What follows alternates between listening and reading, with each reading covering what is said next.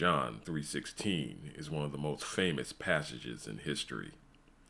People who have never dealt with religion in their life know this passage by heart. It signifies God's love for all mankind in the person known as Jesus Christ, who died on the cross to take away the sins of humanity.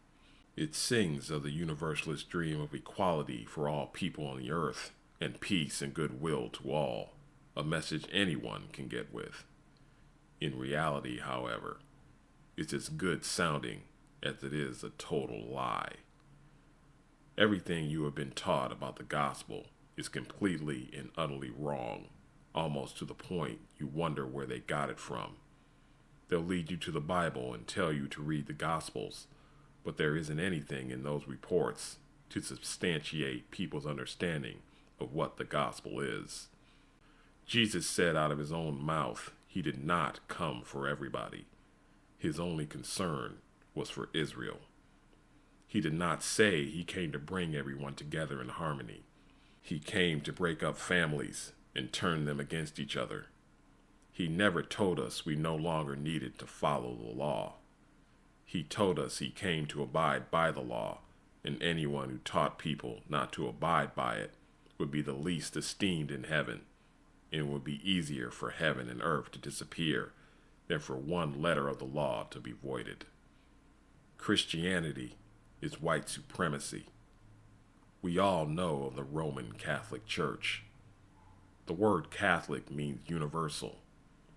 Universality is the mechanism white supremacy uses to conquer the world.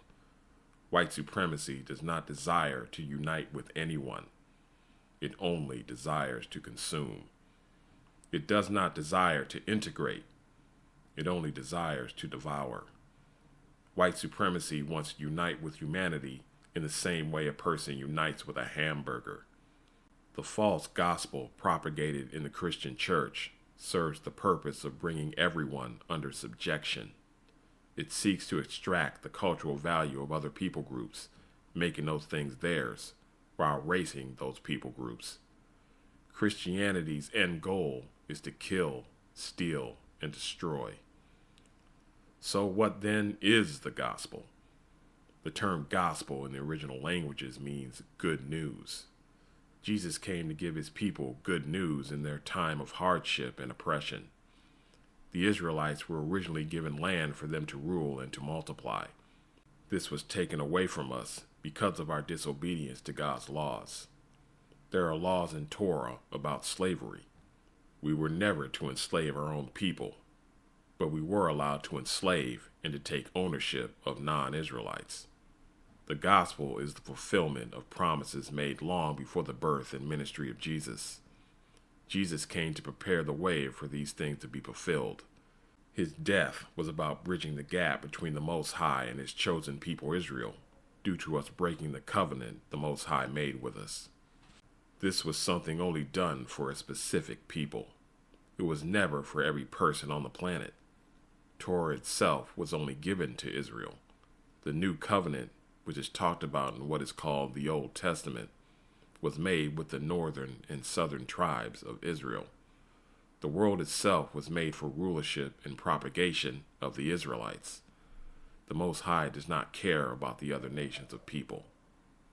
The kingdom of heaven is not some place in the sky with pearly gates and clouds and people dressed in white with wings. The kingdom of heaven is the restoration of the earth, a return to Eden, an old land promise given to the children of Israel, bestowing upon us land, progeny, as well as servants.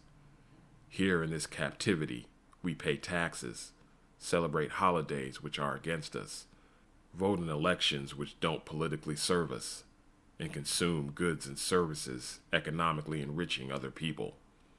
In the kingdom of heaven, the roles will be reversed.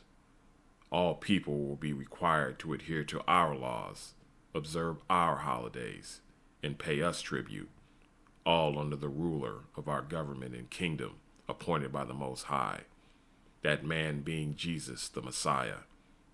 People other than Israelites will be there in the kingdom of heaven with us, but they will be subject to us.